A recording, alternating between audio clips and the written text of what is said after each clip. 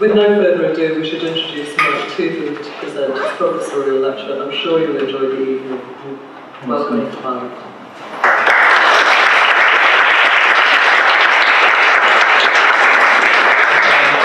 Thank you, friends. Noswaith and Dr. Variana Mike Cymorth and Mike Professorial. And that's the last Welsh we'll ever see. Thank you very much for your welcome.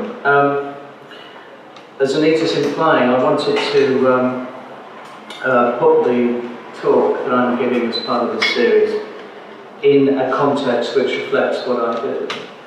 And I'm particularly grateful to Katie and the artists of 44 AD, including the artists who are not in the show, I have to emphasise, for their support and their engagement in this idea, and my curatorial practice students from this year with whom I've enjoyed really useful and fruitful conversations about the project.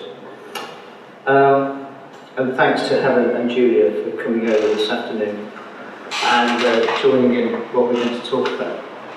The title, It Was Amazing, is a play on words, of course.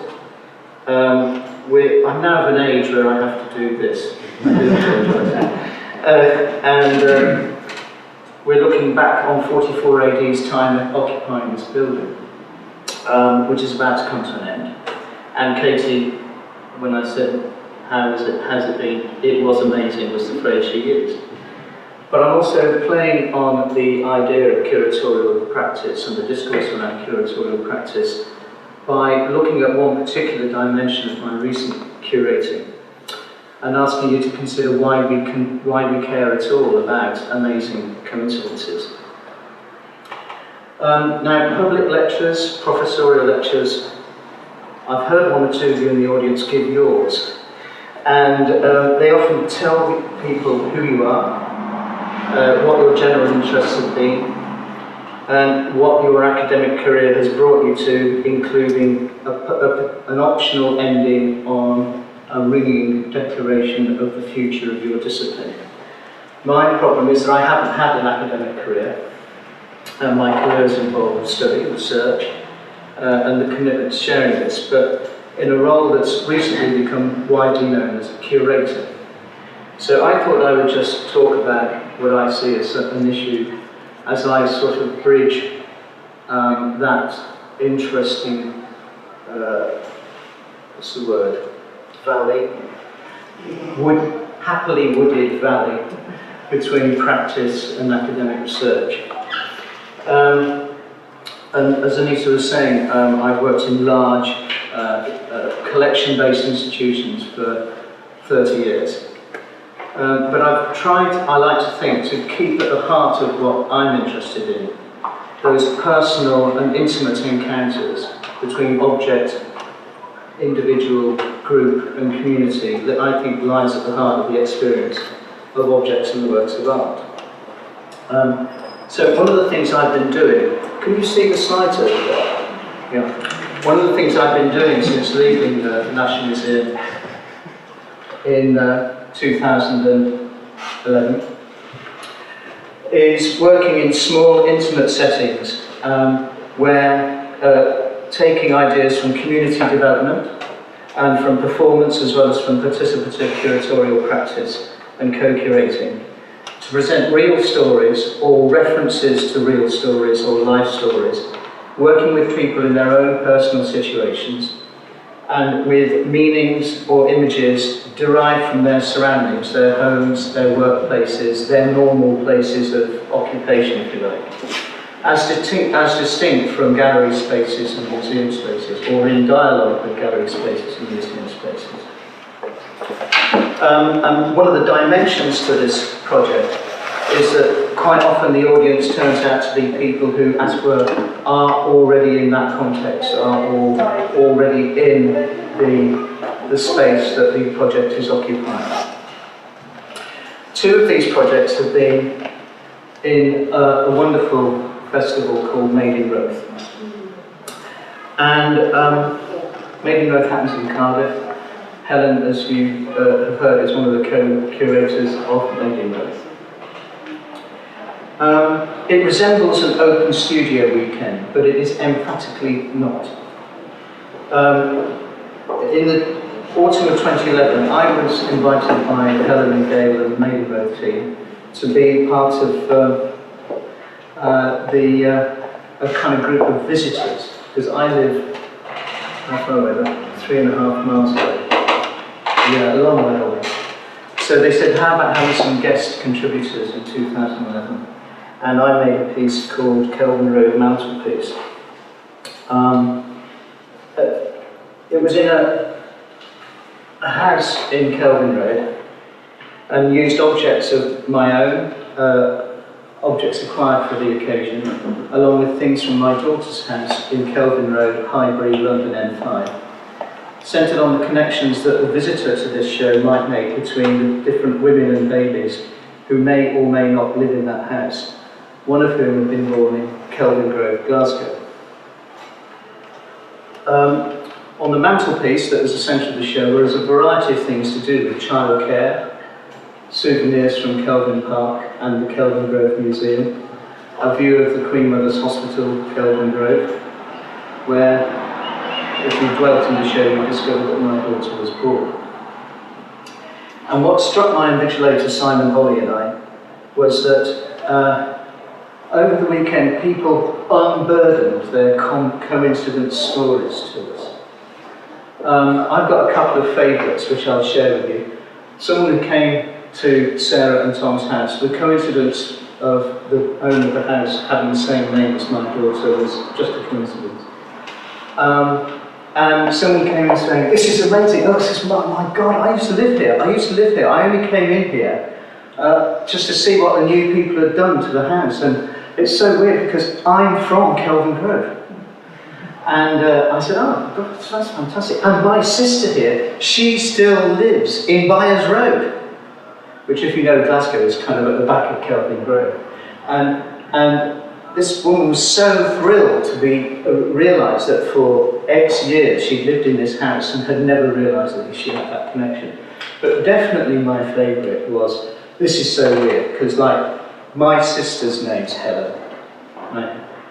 And then when I moved to Roath, I found out that my next door neighbour's name is Helen. And one of the women that runs Maiden Roath, she's called Helen too.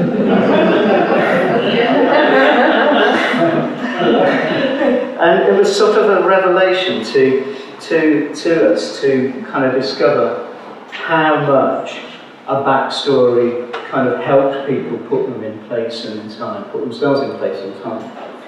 So the following year, as a kind of reprise, Helen and Gail suggested that I did a valuation event to prepare for the Museum of Amazing Coincidences the following year, which we did in spring in Roath.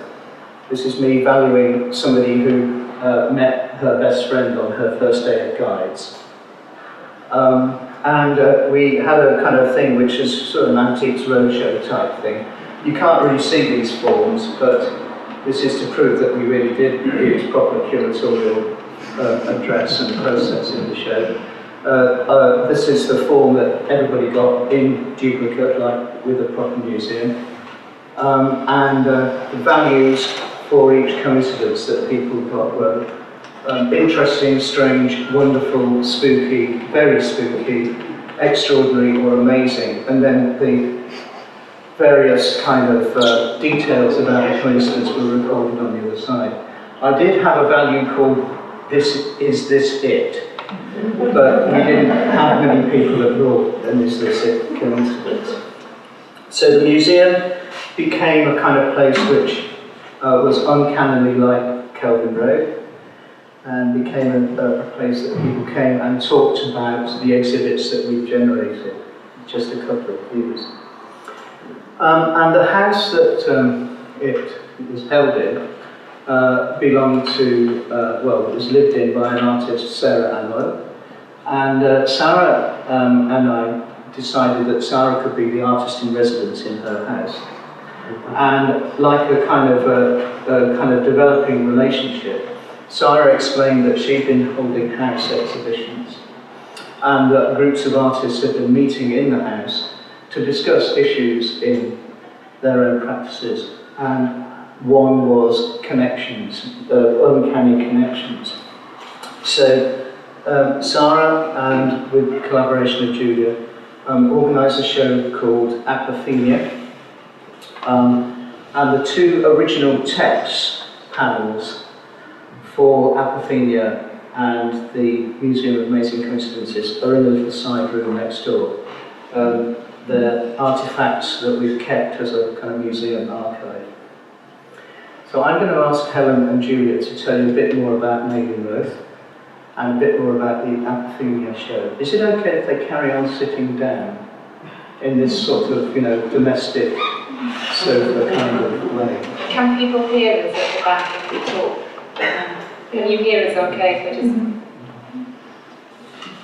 Will someone go like that at the back if you can hear us at some point during... Can you, just use a phrase like, "we can't hear you." Okay. So, would you mind just saying, Helen, how did you come to be running Maiden Roth? Well, first of all, I'm really glad to be here. It's lovely that Mike asked us, and I was just thinking about as you were talking, I'm just going to say about how much I like sort of things being informal and the way we're sitting down, because one of the things about Maiden Roth is we don't stand up and give a talk, and we're not sort of the focus of the event, although we coordinate it and we run it, and we'd like it to be in existence in its own right. So what do you call yourselves when you introduce yourselves to people? Do you call yourselves curators or we're the ones that do all the dirty work. Curators, yeah. We let everyone else have fun, while we make it happen for them, so that they have fun. When did Maiden Roth start? 2009, and it came about in a lovely coincidental way that we liked, didn't we? So there was a couple of us who thought we'd like to have an arts festival in the area that we lived. It came out of the fact that we wanted our environment to be more creative. We were creative, and we wanted something that was artist-led. So we had this conversation around the kitchen table, and a few days later, a leaflet came through my door saying, "Would you be interested in running an arts festival in Roth?" And I thought, somebody's got my idea, they've stolen it. But it wasn't the case. Independently, another local person had thought it would be a good idea to have an arts festival. So we obviously contacted each other and spoke and formed a small group. And it really exploded. It was the right time. It was the right place and the right time, and everybody wanted to do it. We decided not to go for funding, and that gave us so much freedom. Funding is fantastic, and it really does help in lots of ways, but when you don't have any, just do what you like. And we did exactly what we liked. And we are a fairly sort of, we're quite anarchistic, aren't we, in the way that we work? And we do what we feel like, and we do a lot of it around the kitchen table. Yeah. Try to not spend any money on boring things, but give any money that we have, put it in the pockets of artists. It's a real artist-led creative thing.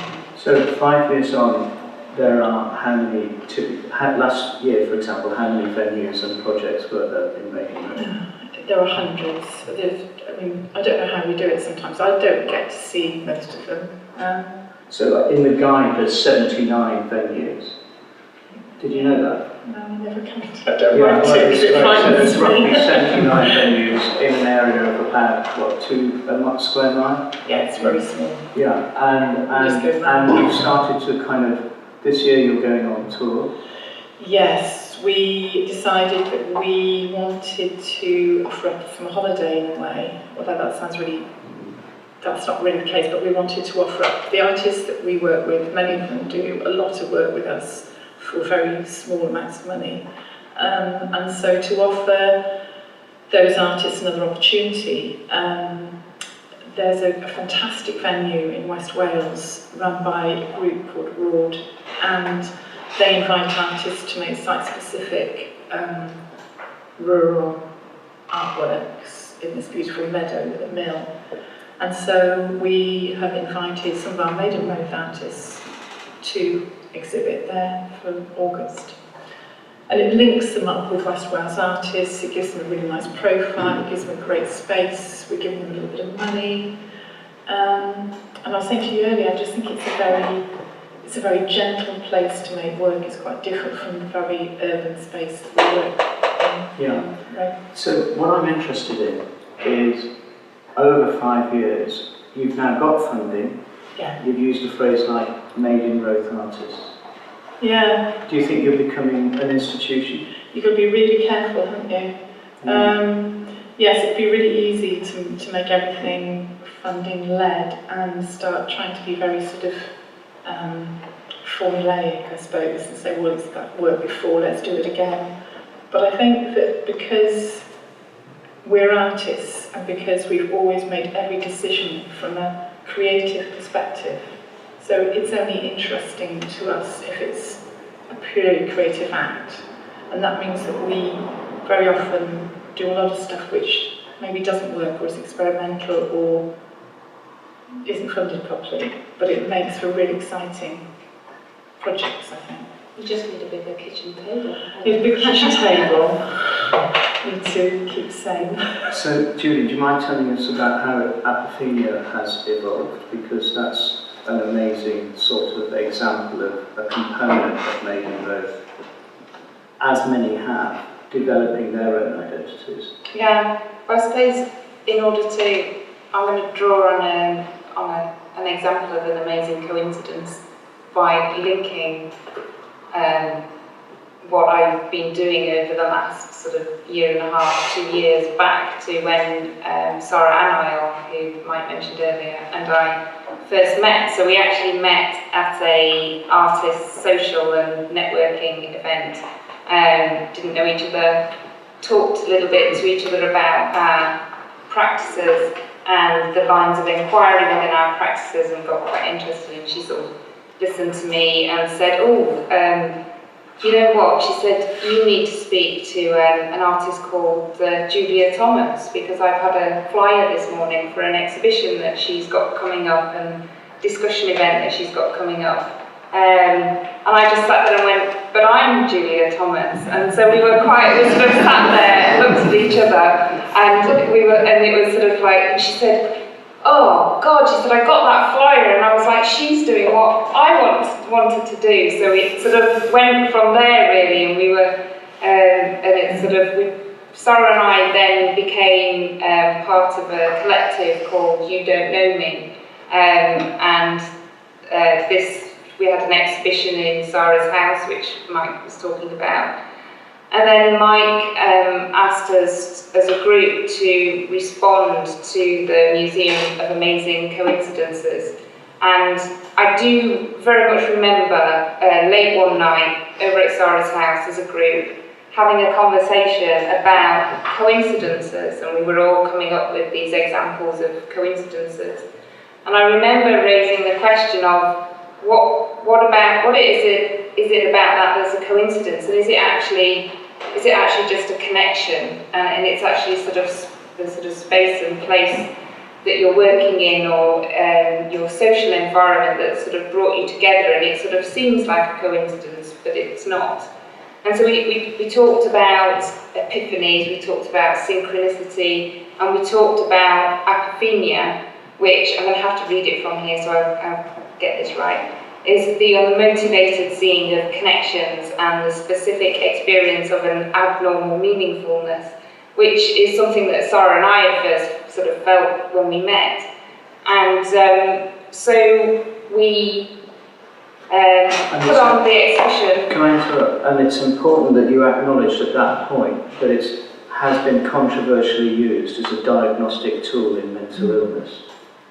Oh yes, yeah. So, well, I think it originated within mental illness as a term for that particular, for a diagnosis, but it actually became much more generally used just as the way in which as people we tend to make connections between things. And it actually became more about data, I think, as well. It got really quite used a lot, sort of, within dealing with data.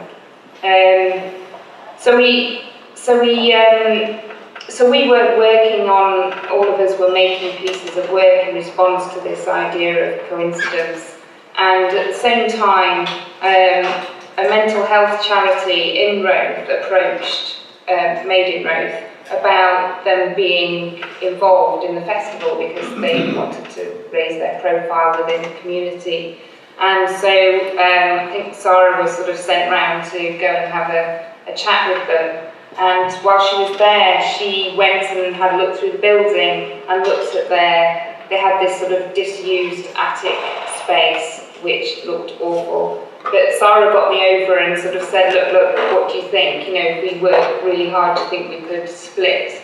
We had a space in St Martin's Church in the cloister, which had been sort of organised and said, oh, you can put your exhibition in there. But when we saw this attic space, we said, this really feels like it works well with what we're all exploring. So we gutted it, we painted it, and we split the exhibition between the two spaces. And actually what happened was the cloister, which was this sort of waiting area, the work that was put there were that the artists were by artists who had made work specifically about that space that actually tends to happen between that sort of disconnect and connect, that point at which you're sort of almost in this sort of holding space.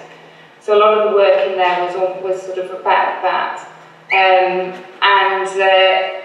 the other work, which was actually more about the sort of way in which we might mistakenly make a connection, which was sort of more apophenic work, was in the attic space. And we had such a huge response to the work, and it was sort of, we always talk about the work, it actually then became called Attic. It became a new project. We actually managed to get the space from Journeys. I made them sign something, and we got the space for at least a year. And it's sort of, we always talk about it being an artist-led space, but actually I was talking to Helen earlier and saying actually it was an artist-led space that was led by the demand of the community. Because we'd had the Apophenia exhibition, we had 300 people. I mean, the attic is, you'll see it, there's actually a film of Apophenia which is in Attic. It's not a huge space, it's hard to reach. It's the work that has then been in there has been about how we understand the mind and about mental illness and mental health. And so it just felt right that we were there, that we were in above Journeys, and it's a very high spot, so I think it's the highest. It's one of the highest points in Rome. And actually it's funny because somebody came to the Apophenia exhibition and walked through the door, which is, you have to actually crouch down, it's quite, it is quite inaccessible sometimes. And just went, I'm not here for the art, I'm here for the view. And he sort of looked out the window, and as he was walking back, I said, well, whilst you're here, why don't you actually sort of have a look? And he stayed for about an hour, looking around the work, and I just, so yeah, it's sort of, it's a wonderful, wonderful space. Did you get, so you then got funding for successor projects? Yes, so from that, Sarah and I decided that it just felt right. It's this thing of, we were talking about how you sort of had this gut feeling that this was sort of meant to be. And Sarah and I said we would do it anyway. We said, let's put on over the next, let's get them to Journeys to agree as to have the space. We'll do it anyway, whether we've got funding or not. We did manage to get some funding. And the thing, it became Attic. We had a programme of 6 artists. The programme was called Rapid Cycling, which is a term which is about mood disorders and the way in which you have this rapid cycling of mood. We had 6 artists, and then we had 4 responders who were creative people who had a mental health diagnosis. So we had 6 artists. They had to make new work about how we understand the mind. But the way in which we wanted them to work was, we'd noticed that artists often respond to an opportunity and feel pressured to have an exhibition, and that potentially that affects the authenticity of the work that they're making. In a way, they've got an eye on the outcome before they really sort of develop through the process. So we said to them, look, the focus here is on documentation. You have this space, you have a residency in this space. We'd like you to make new work about the mind, but we don't want you to feel pressured to put on an exhibition, because we want the work to be authentic, and we want that sort of the freedom there for you to make the work without worrying about that. If you suddenly decide that you want an exhibition, we will do everything that, as curators, we'll do everything that we can to sort of help you to make that happen. But we don't want there to be any pressure. And it was quite a difficult process, really, because it's sort of dealing with that whole thing of, is it ready, is it not, do I want to show it? But I think people responded to it really well, and I think the work that was made was really quite honest. And I think that's what a lot of people that came to the different events that we had responded to. Do you want to show the clip? Yeah, I suppose one thing to say as well is that, going back to the theme of this talk about coincidences, is that throughout Attic, there were lots of people that became involved in it, that we realised there were massive coincidences. It was sort of like, oh, I know you from having worked on such and such, or, you know, and it was, and that added to that whole feeling that it was preordained, it was meant to be, so it sustained us through. It was very intense. So these are some clips that we've selected.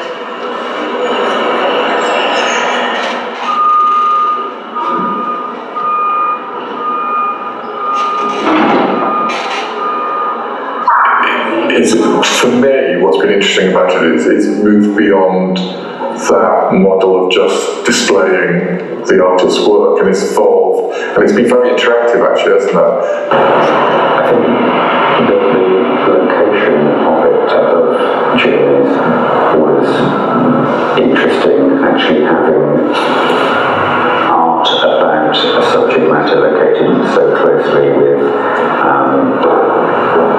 people working with the same subject matter within the building.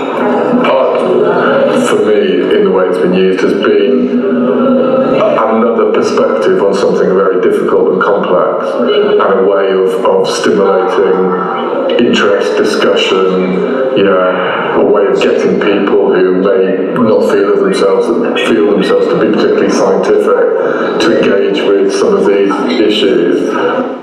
You know, if I hadn't have gone there as a responder, I wouldn't have gone there as someone with mental illness.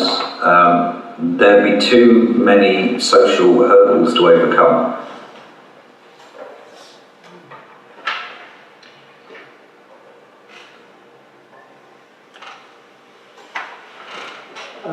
Is it okay if I carry on? I'd like to just, Apophenia and Attic were two wonderful projects, as you can tell.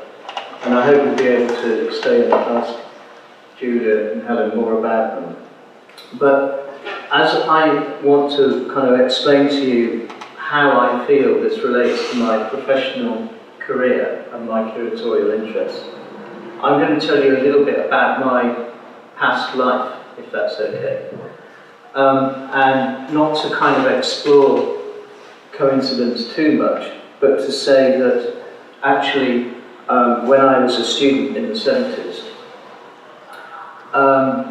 even if this is Kelsey Art in Cambridge, and it's a sort of intervention by a friend of mine who worked there a few years ago, the specificity of working with works of art in real settings, what you might call domestic settings, was a kind of revelation to me. And as a student in the 70s, even if in my optimism I could have imagined Tate being described as one of the most recognisable global brands, I could certainly never have imagined providing a reading list or running a seminar for students on how or why this may be the case. And David Hare wrote recently about coming across Kettleshire in the late 60s, just before I was there, saying, "With Tate Bankside opening in 2000 and the lives of artists now regularly eulogised in the Sunday papers, it's almost impossible to recapture the spirit of a time when you could call yourself educated and yet have no idea of what was happening in the world of art." Meeting visitors in Kettle's Yard gave me the confidence to realise that I wasn't the only person who thought it was crazy that I would be sitting in a lecture theatre looking at reproductions of works of art from other places, rather than meeting in the galleries, buildings and studios in the city around us. And most important, I found it was the case with visitors too. As I was a volunteer as a student, then I worked at Kettle's Yard after I graduated. I realised that actually that was what was key to the engagement of visitors in the idea of art and design at all. People who are outside the profession, I mean. And in the 80s, I worked in two cities which were at the fulcrum of a moment in what we can now look back on, a moment in curatorial discourse, of debate and contention about the relevance of place, history and community. Third Eye Centre in Glasgow, and of course we're very conscious of the School of Art next door this week, and hope that they're doing okay. And in Sheffield, I chose a shot of the opening of the Mapping Art Gallery in Sheffield, because the Mapping Art Gallery doesn't exist anymore, in direct contravention of John Newton Mappin's will. And if you'd like to talk to me afterwards about that, I'd be very happy to tell you more about it. One of the things that these experiences did was ask us to address why the visual arts mattered at a moment where the people we were working with were grappling with contexts like the miners' strike, how to deal with democracy and diversity. What is the relationship between gallery, what one might call high art, and community-based practice anyway? And this was just as what has now become the art boom, labelled the art boom in London in the 80s, was getting underway. And I was very lucky to work with people in cities like Derry and Dublin, Halifax, Nova Scotia, Toronto, Vancouver, the New Eastern Europe, and how often the kind of discourses in these places related to what I saw in the UK emerging from minority cultures within the UK, such as projects I did with black artists, a lot of black artists in the 80s and 90s, is very striking. And I think what I'm kind of conscious of is that quite often I get introduced as the first director of Tates and Tides. And what I kind of want to remind, and a lot of you know this in a way, but I want to remind the general audience that actually when we started to address the future of Tates and Tides in particular in the early 90s, it was this discourse that was going on in Glasgow, in Sheffield and cities in the north, not a London-based discourse that we were adopting. And that, in a sense, as we kind of looked at what the building might be, we felt that it was a kind of important moment for us to stress that the architecture was one transformative element of what we were doing, but actually it was a kind of relationship between the gallery and its potential audiences and its neighbours that was at the heart of what we had to take on. I'm going to Tates and Tides' 21st birthday in about 3 weeks' time, and I remember that the night before the opening, someone on Channel 4 News said, will the gallery really reach its target of 75,000 a year? And I had this sinking feeling that we would still be getting the 10,000 or so visitors a year that came to the Barbara Hepworth Museum. And it's quite strange to say that now. And one might say that the numbers that flooded through the gallery, 180,000 in the first year, a number that's been incrementally growing since then, became one of its key problems, and not just through the issue of capacity. Because I would argue that the success of Tates and Tides lay in a transformation of people's ideas about art museums. It was built before the lottery. before the development of flagship new buildings across the UK, before Tate's expansion in London. And we worked hard to blur boundaries between collections, changing exhibitions, new work by artists, community interaction and engagement. And in fact, we felt that that was more an appropriate expression of the legacy of artistic work in the town and in the region than a fixed display of iconic objects that was the original plan.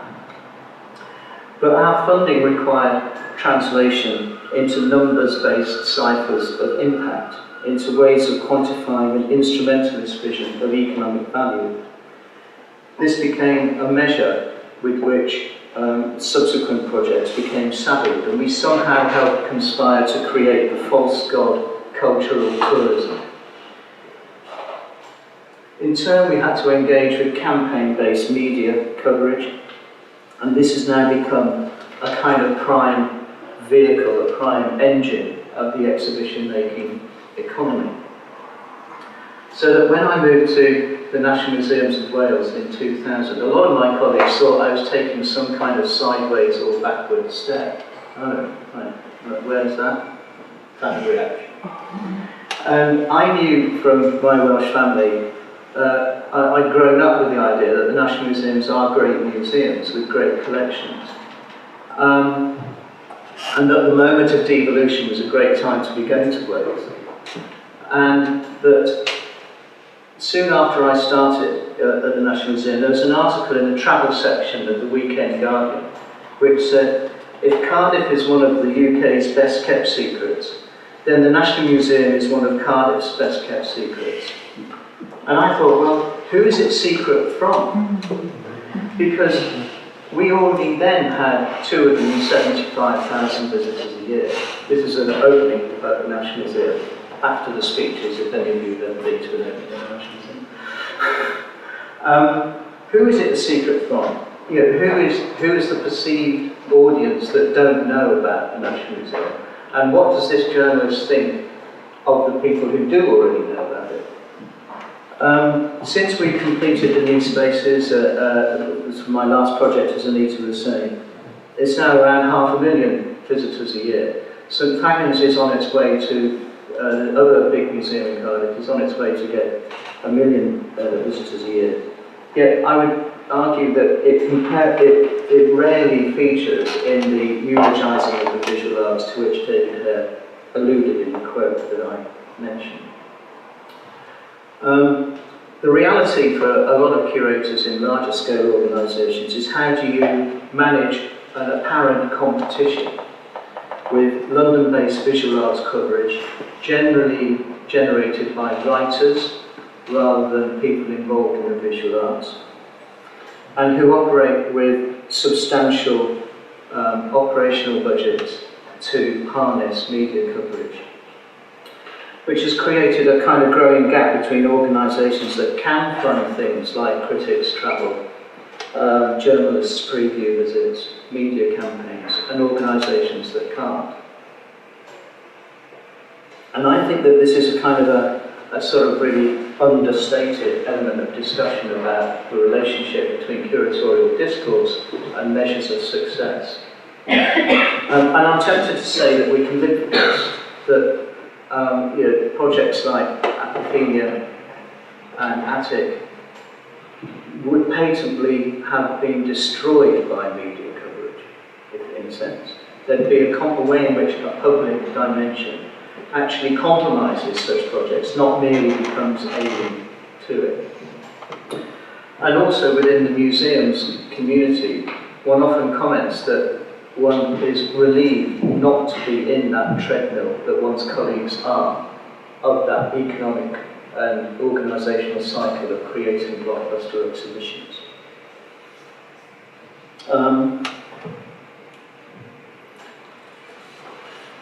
I want to just add to a kind of the other dimension here, which is that Helen and Julia and I are not locals. And I bring an idea generated with one local event, made in both to another. And my role in this lecture series is also to get some of you here. There's a sort of a way in which we're visiting new localities from others. This has been much theorised over the last 20, 30 years, and the prevailing ideas of relational aesthetic, participation and site specificity are all concurrent with the boom in visitor levels, unleashed by the idea that people love to visit visual arts.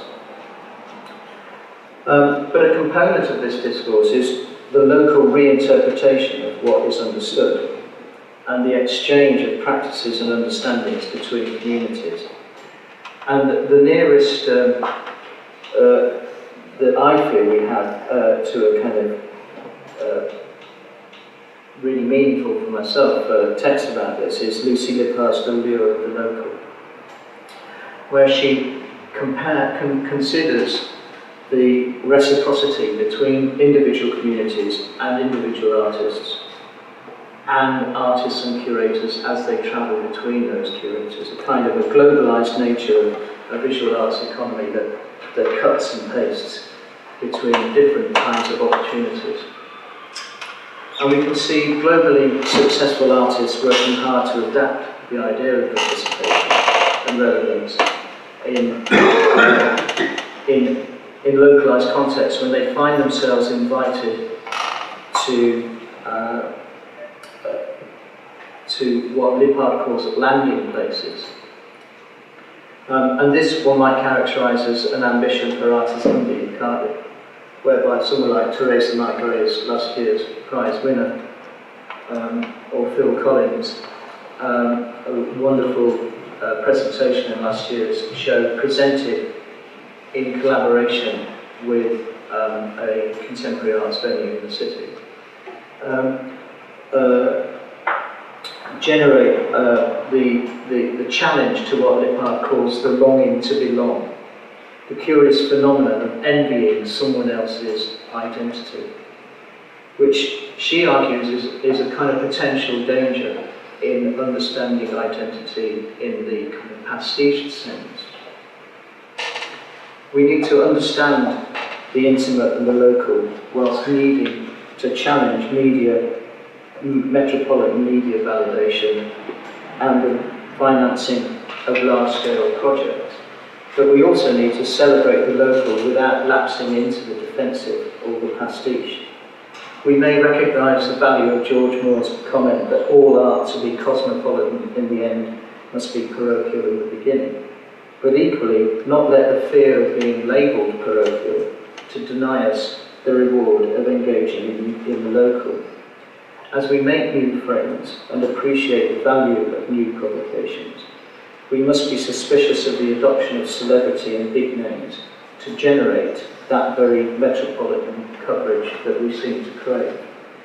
Why else would Alain de Botton be asked to write labels, naively arrogant labels in my view, for the Rijksmuseum, a Baudrillardian simulacra if ever I saw one, the corrupted double for the real thing?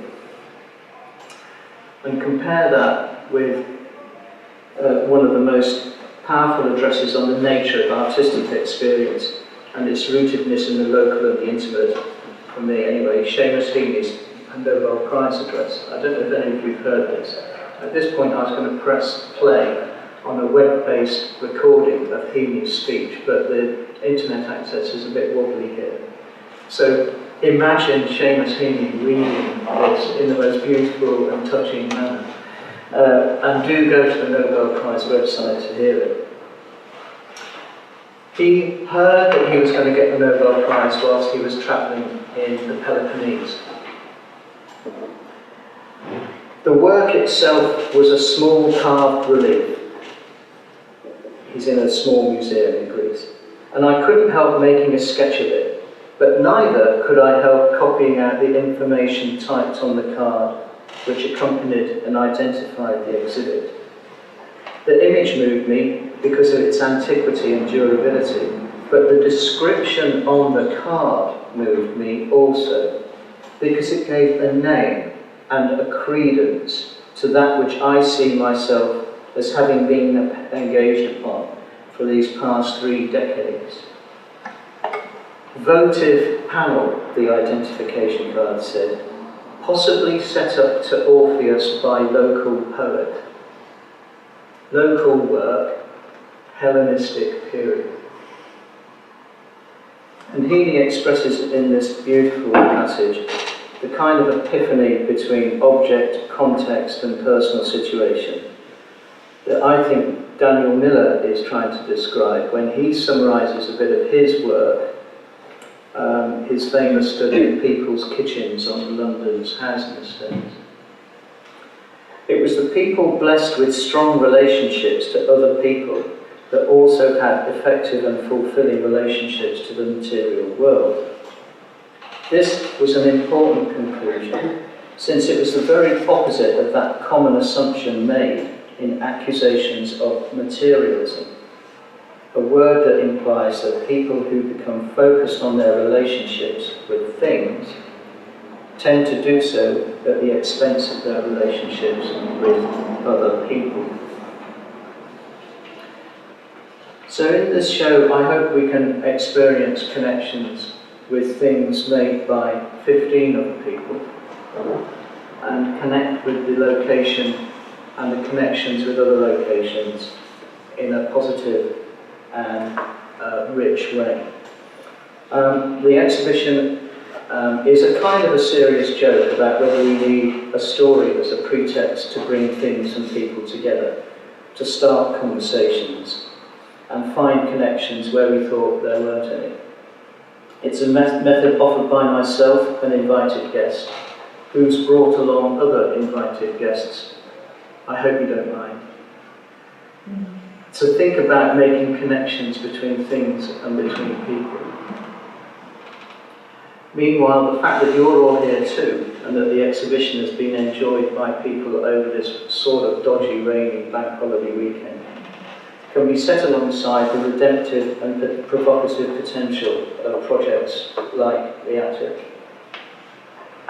Sorry, I went off brand there for a second.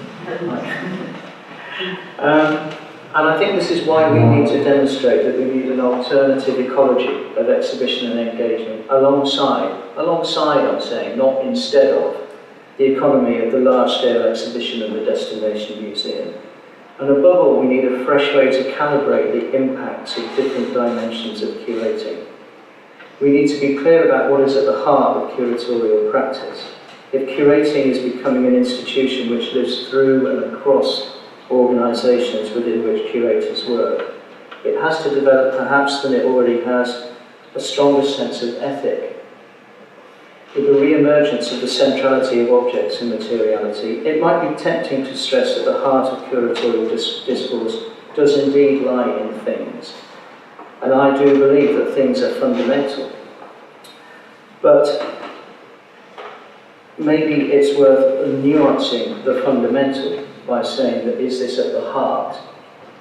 The fundamentals of the process of curating are nuanced by the values and effective relationships that curatorial practice generates. And it is these values and relationships that do surely lie in the nature of the conversations between curator, maker, artist, owner and audience. And it is the quality of these relationships that we need to find ways to measure.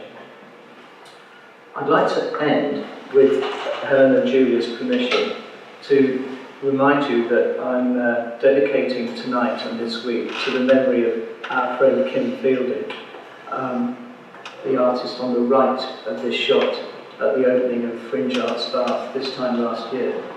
Kim died suddenly in February and was a regular in Maiden Road, as in many other things.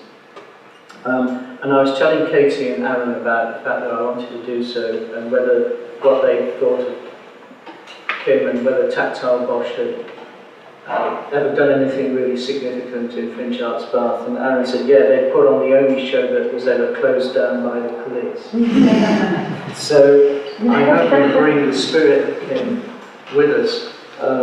He was indeed a provocative, colourful, apparently anarchic artist and figure, but he also transcended the immediate reactions that you might have, and his open and collaborative nature was very much in the spirit of what we are discussing tonight. If you want to know more about the fundraising that some friends of Kim are starting to develop to create an award in his memory for artists, then we can tell you a bit about that. Thank you very much for listening.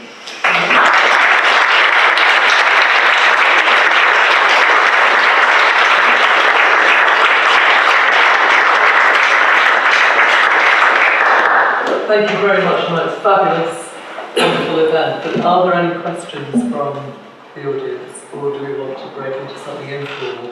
We'll have a formal moment first. I just wondered, out of curiosity, mentioned the author of the artist Edmund Devon. Yeah. He is the same one that wrote The Hell of the Amber Eyes, I think. Yeah. So, and did you meet him because of his ceramics, or how did you meet him? I met him in Sheffield when he was making pots in his shed in Pittsmore, saving up to study Japanese. And if you read The Hair with Amber Eyes, it's the period just before he went back to Tokyo and reconnected with Uncle Iggy for the first time. And I went to his house, and he's about 5-6 years younger than me, so a bit younger than me, a fair bit younger than me. And I said, you must know Kettle's Yard. And so we started talking about Kettle's Yard. So this would be about 89, 90, yeah. So that's how we met. It was actually the only picture of Kettle's Yard that I could find on my computer. Can you tell us more about Kettle's Yard?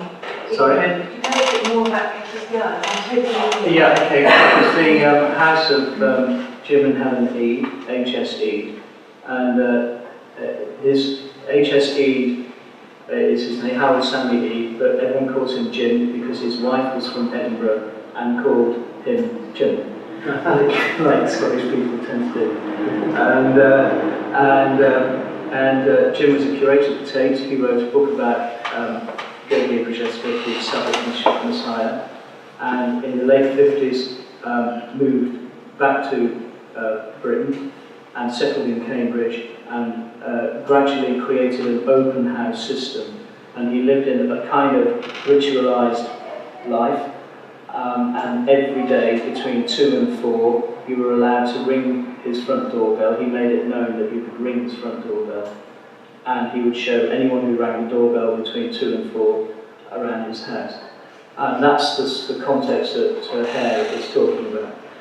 To around the late 60s, he fulfilled the idea that he would give the house away, built an extension designed by Sir Leslie Martin, and then in the mid-70s a second space, which is a temporary gallery, and it's been extended 3 times since then. So you can still go to the house, and then you can visit the temporary exhibition gallery. And Jim died in, I don't know when Jim died, I'm guessing now sort of late 80s, and we had volunteer guides, and a great volunteer guide moment of my memory was when we overheard one say, Mr. E then bequeathed the house to the university, and I said to my friend, how come he writes to me every Friday then? And he kind of moved to Edinburgh to let the university take it over. And it's a house, so it's kind of preserved as a house. There's no labels, there is now interpretation, there wasn't when I worked there. Does that help explain? And his collection includes 20s and 30s modernist British art, and 60s and 70s modern British art, and objects and furniture.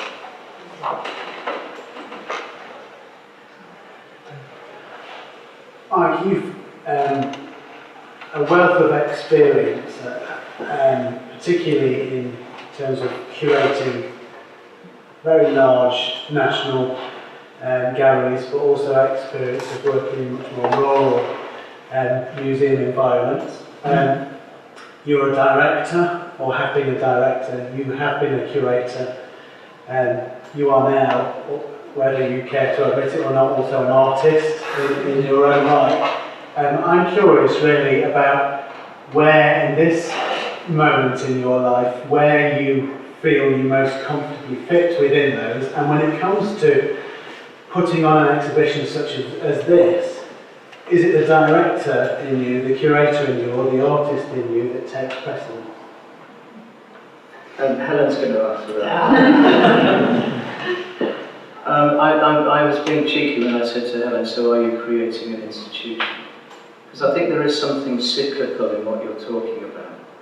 So right now I'm still enjoying not having 300 staff and 7-8 figure budgets and the responsibilities that go with that.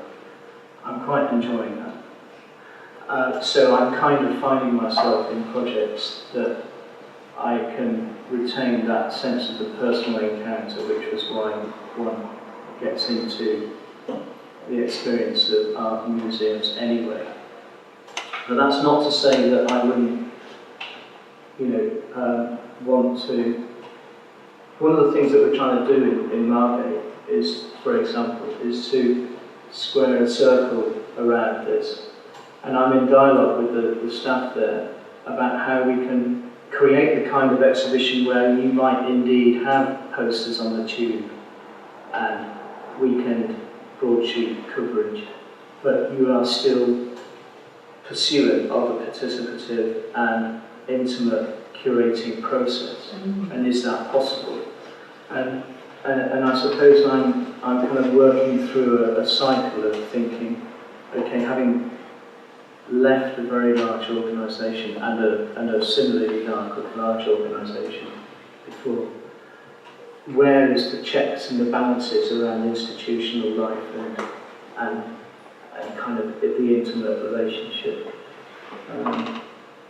I'm working with the Pier in Stromness on a show for next summer, which I can't announce, as it were. I didn't sort of told anyone this yet. But one of the really interesting things there is that you've got this kind of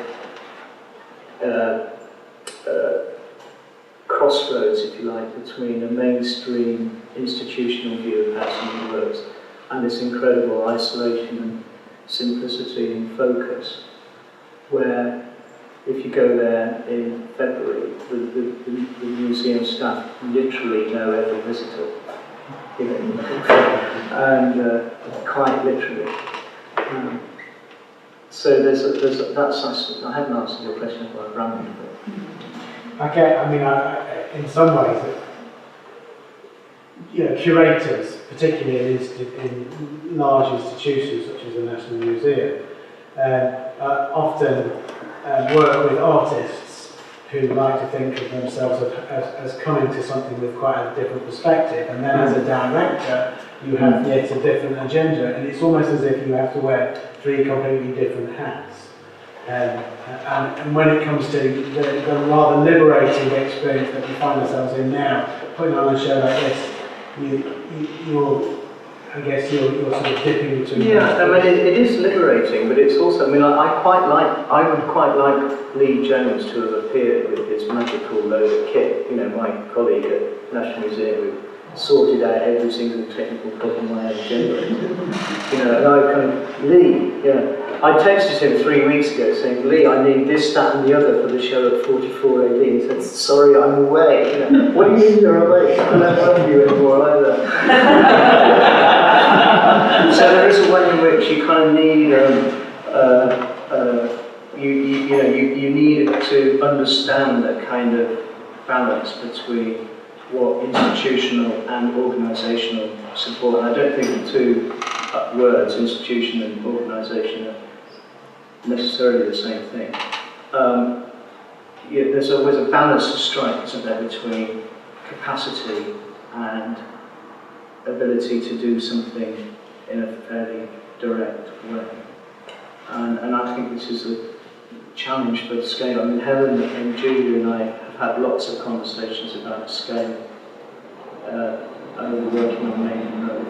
And I thought Julia made a point about scale of Attic very well. So maybe it's something to do with scale and capacity rather than the nature of the institution that I'm exploring. Yeah, I think that, and I know exactly what you're saying, and I really think you're right. And I think that's right for you at the moment as well, I think. But you have that opposite challenge of seeing your project kind of get bigger. Yeah, it's a problem and actually. how do you then manage that? Don't let it get any bigger actually. Mm. I don't think it should be bigger. No, absolutely not. And it's because you want to be the artist. You want to be the artist, the person that technically puts it in, the person who organises it. You need to be all those things in a way. You have to be. And that's actually a really good thing sometimes because it means you're completely in it. Do you mind repeating what you said to me in the past about the curator as the person that nurtures? Because I think this is really important. You know, you often see the curator expressed in the context of, say, managing. Yeah, it's not that, isn't it? It's not that at all. No. I suppose it's very much about facilitator and nurturing. And on the way over here, we were talking about our conversations we have at the kitchen table and how an artist might come and see me at 10 o'clock in the morning in my kitchen and might leave at 4. And we've probably spent the whole day talking about their work, about ideas that they've got. And I find that really fascinating and really interesting. And at the end of it, we've come up with the most amazing project. And I'll find a venue. I find them the best venue ever. And they will be making something they're really excited about. It's taken a lovely day of dialogue and talking and drinking tea, and I think that's how we work with lots of our artists. It's about supporting and nurturing and being totally sort of... I think this is about being the catalyst. It's like a catalytic moment, isn't it, where it transitions, and maybe sometimes when you get to be in the bigger organisation, the impact of the catalyst. It's harder to catalyse. Yeah. Well, you know, one of the things that people say to me at the National Museum, I don't know whether Hamish, I've ever said this, you've ever asked me, told you this, but people used to say to me, what do you actually do? You know, like when you're kind of like with that number of staff and that size of it, what do you actually do? And I said, quite a lot of the time, I say to people, yeah, that's fine. And there's a sort of a nervousness and a kind of hesitancy that grows up in institutions like the National Museum that have a great sense of responsibility to its estate. You know, the Grade 1 listed buildings. I mean, the indemnity value for the show we took to New Mexico was £400 million. And, you know, you start to be, that makes you pretty risk averse. So the catalytic thing in large organisations is really interesting. I think you're absolutely right. But the nurturing, and I think the great curators in large organisations recognise the nurturing role as well as the catalytic role. And I would put Nicholas Sirota in that category. That, you know, he is much more likely, when he was my boss, much more likely to say to me, did you end up putting the Christopher Wood on the sideline through the door before, you know, because it wasn't on the wall when I left, rather than, are you going to send in your report on next year's budget? You know, it's like what really, really matters to the curators in the large scale organisations is how do you retain that fundamental relationship between people and things. Can I just say something as well? Because I think working at Attic, I often had, because Attic wasn't about art, it wasn't about art, it was so much about artists and the audiences that came to see it. It was also about getting lots of different perspectives about how we understand the mind and about mental illness. And I found that as well as having that real sort of nurturing aspect towards the artist, really had to keep a close eye on the audience and who was coming into this space, because it was delicate subject matter. And often we would sort of, the people that, I mean, that's why documentation was so important for what we were doing, because I was very conscious of the fact that there was potentially part of our audience were people that wouldn't be confident to go to a gallery space. And attic is in, you know, you have to go flights of stairs, and you know, it's sort of, it's quite a daunting experience for people. And often what we would do at attic was we'd actually greet people downstairs in the entranceway and take them up through the kitchen. We'd make them a cup of tea. We'd have a chat. We'd probably get to know them quite a bit before they even came into the attic space and experienced the work. And it was a very different approach to sort of like, I mean, I sort of think about, a curated exhibition at Bayard. It's a massive space in Cardiff, and it's a very, very different feel, and the way in which somebody comes to engage with the work in that place. And I think you're absolutely right. What you've done there is exactly what we do with Made Rose. That's exactly what we do. I mean, we nurture our artists, but we nurture our audience like mad. Yeah, we really, that's what's really great now for them. I think it's also, I just want to say that one of the things that I really enjoy when I read Daniel Miller's book, I don't know if any of you read it, Stuff. One of the great things that he says as an academic looking back on his career is you tend to find yourself in pronouncements about who you are and what you do, saying one thing, or saying there's an overriding principle. And I do think that one of the things that this conversation is about is a sort of a paradox. And that if you're asking me personally where I am, entirely personally, then I'm really, really interested in and engaged by that paradox of enjoying the intimate and celebrating the things that you gain from the intimate, but a kind of recognition that it's not an either or a right or wrong that we're talking about. Did anyone here thought for the day today? I thought I should try and get this down and get in that talk tonight, because it was about, can you serve God or mammon? You know, it's about this conference that's just happened about inclusive capitalism. And I thought, yeah, that's it, you know, that's what a ridiculous question to ask. What's the difference between God and mammon anyway?